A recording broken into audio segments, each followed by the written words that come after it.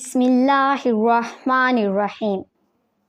حضور اقدس صلی اللہ علیہ وآلہ وسلم کی تاریخ پیدائش میں اختلاف ہے، مگر قول مشہور یہی ہے کہ واقعہ اصحاب فیل سے 55 دن کے بعد 12 ربیع الاول بمطابق 20 اپریل 571 عیسوی ولادت باسعادت کی تاریخ ہے۔ محمد مصطفیٰ صلی اللہ علیہ وآلہ وسلم عالم وجود میں رونق افروز ہوئے اور پاکیزہ بدن، ناف بریدہ، ختنہ کیے ہوئے، خوشبو میں بسے ہوئے، بحالت سجدہ مکہ مکرمہ کی مقدس سرزمین میں اپنے والد ماجد کے مکان کے اندر پیدا ہوئے۔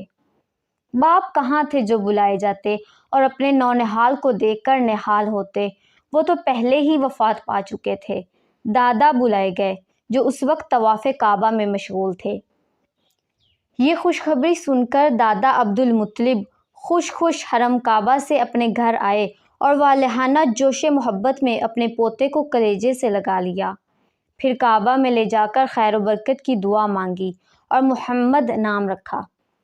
آپ صلی اللہ علیہ وآلہ وسلم کے چچا ابو لہب کی لونڈی صوبیہ خوشی میں دوڑتی ہوئی گئی اور ابو لہب کو بھتیجا پیدا ہونے کی خوشخبری دی تو اس نے اس خوشی میں شہادت کی انگلی کے اشارے سے صوبیہ کو آزاد کر دیا۔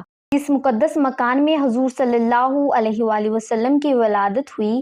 مقام کا نام مولد النبی صلی اللہ علیہ وآلہ وسلم، نبی صلی اللہ علیہ وسلم کی پیدائش کی جگہ ہے۔ یہ بہت ہی متبرک مقام ہے۔ سب سے پہلے حضور صلی اللہ علیہ وآلہ وسلم نے ابو لہب کی لونڈی حضرت صوبیہ کا دودھ نوش فرمایا، پھر اپنی والدہ ماجدہ حضرت آمنہ رضی اللہ تعالیٰ عنہا کے دودھ سے سیراب ہوتے رہے۔ پھر حضرت حلیمہ سعدیہ رضی اللہ تعالیٰ عنہا آپ کو اپنے ساتھ لے گئیں اور اپنے قبیلے میں رکھ کر آپ کو دودھ پلاتی رہیں، اور انہی کے پاس آپ صلی اللہ علیہ وآلہ وسلم کے دودھ پینے کا زمانہ گزرا۔ شرفۂ عرب کی عادت تھی کہ وہ اپنے بچوں کو دودھ پلانے کے لیے گرد و نواح دیہاتوں میں بھیج دیتے تھے۔ دیہات کی صاف ستھری آب و ہوا میں بچوں کی تندرستی اور جسمانی صحت بھی اچھی ہو جاتی تھی۔ حضرت حلیمہ رضی اللہ تعالیٰ عنہا کا بیان ہے کہ میں بنی سعد کی عورتوں کے ہمراہ دودھ پینے والے بچوں کی تلاش میں مکہ کو چلی۔ اس سال عرب میں بہت سخت کال پڑا ہوا تھا۔ میری گود میں ایک بچہ تھا، مگر فکر و فاقے کی وجہ سے میری چھاتیوں میں اتنا دودھ نہ تھا جو اس کو کافی ہو سکے۔ رات بھر وہ بچہ بھوک سے تڑپتا اور روتا بلبلاتا رہتا تھا، اور ہم اس کی دلجوئی اور دلداری کے لیے تمام رات بیٹھ کر گزارتے تھے۔ ایک اونٹنی بھی ہمارے پاس تھی، مگر اس کے بھی دودھ نہ تھا۔ مکہ مکرمہ کے سفر میں جس خچر پر میں سوار تھی وہ بھی اس قدر لاغر تھا کہ قافلہ والوں کے ساتھ نہیں چل سکتا تھا۔ بڑی بڑی مشکلوں سے یہ سفر طے ہوا۔ جب یہ قافلہ مکہ مکرمہ پہنچا تو جو عورت رسول اللہ صلی اللہ علیہ وسلم کو دیکھتی اور یہ سنتی کہ یہ بچہ یتیم ہے تو کوئی عورت آپ کو لینے کے لیے تیار نہیں ہوتی تھی، کیونکہ بچے کے یتیم ہونے کی وجہ سے زیادہ انعام و کرام ملنے کی امید نہیں تھی۔ ادھر حضرت حلیمہ سعدیہ رضی اللہ تعالیٰ عنہا کی قسمت کا ستارہ بلند اور چاند سے زیادہ روشن تھا۔ ان کے دودھ کی کمی ان کے لیے رحمت کی زیادتی کا باعث بن گئی، کیونکہ دودھ کم دیکھ کر کسی نے ان کو اپنا بچہ دینا گوارا نہ کیا۔ حضرت حلیمہ سعدیہ رضی اللہ تعالیٰ عنہا نے اپنے شوہر سے کہا کہ یہ تو اچھا نہیں معلوم ہوتا کہ میں خالی ہاتھ واپس جاؤں، اس سے تو بہتر یہی ہے کہ میں اس یتیم ہی کو لے چلوں۔ شوہر نے اس کو منظور کر لیا اور حضرت حلیمہ رضی اللہ تعالیٰ عنہا اس در یتیم کو لے کر آئیں، جس سے صرف حضرت حلیمہ رضی اللہ تعالیٰ عنہ اور حضرت آمنہ رضی اللہ تعالیٰ عنہا کے گھر میں نہیں بلکہ کائنات عالم کے مشرق اور مغرب میں اجالا ہونے والا تھا۔ اپنے خیمہ میں لا کر جب دودھ پلانے بیٹھیں تو باران رحمت کی طرح برکات نبوت کا ظہور شروع ہو گیا۔ خدا کی شان دیکھیے کہ حضرت حلیمہ رضی اللہ تعالیٰ عنہا کے مبارک پستان میں اس قدر دودھ اترا کہ رحمت عالم صلی اللہ علیہ وآلہ وسلم نے بھی اور ان کے رضائی بھائی نے بھی خوب شکمسیر ہو کر پیا اور دونوں آرام سے سو گئے۔ ادھر اونٹنی کو دیکھا تو اس کے تھن دودھ سے بھر گئے تھے۔ حضرت حلیمہ رضی اللہ تعالیٰ عنہا کے شوہر نے اس کا دودھ دوہا اور میاں بیوی دونوں نے خوب سیر ہو کر پیا اور دونوں شکم سیر ہو کر رات بھر سکھ اور چین کی نیند سو گئے۔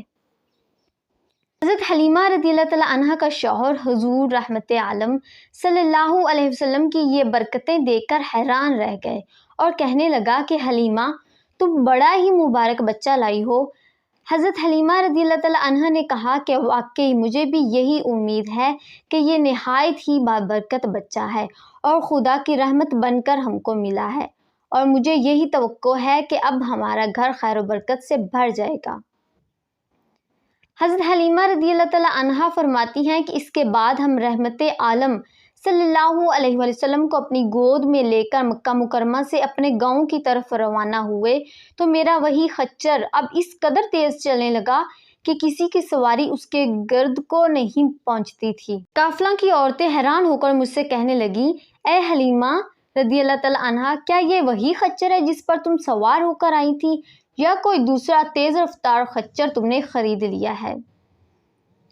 الغرض ہم اپنے گھر پہنچے تو وہاں سخت قید پڑا ہوا تھا۔ تمام جانوروں کے تھن میں دودھ خشک ہو چکے تھے، لیکن میرے گھر میں قدم رکھتے ہی میری بکریوں کے تھن دودھ سے بھر گئے۔ اب روزانہ میری بکریاں جب چراگاہ سے گھر واپس آتی تو ان کے تھن دودھ سے بھرے ہوتے، حالانکہ پوری بستی میں اور کسی کو اپنے جانوروں کا ایک قطرہ دودھ نہیں ملتا تھا۔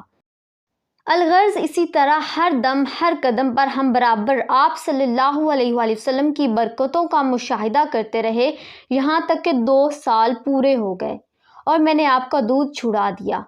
آپ صلی اللہ علیہ وآلہ وسلم کی تندرستی اور نشو و نما کا حال دوسرے بچوں سے اتنا اچھا تھا کہ 2 سال میں آپ صلی اللہ علیہ وآلہ وسلم خوب اچھے بڑے معلوم ہونے لگے، اور اب ہم دستور کے مطابق رحمت عالم صلی اللہ علیہ وآلہ وسلم کو ان کی والدہ کے پاس لائے اور انہوں نے حسب توفیق ہم کو انعام اور کرام سے نوازا۔ گو قاعدے کے مطابق اب ہمیں رحمت عالم صلی اللہ علیہ وآلہ وسلم کو اپنے پاس رکھنے کا کوئی حق نہیں تھا، مگر آپ صلی اللہ علیہ وسلم کے برکات نبوت کی وجہ سے ایک لمحہ کے لیے بھی ہم آپ صلی اللہ علیہ وآلہ وسلم کی جدائی گوارا نہیں تھی۔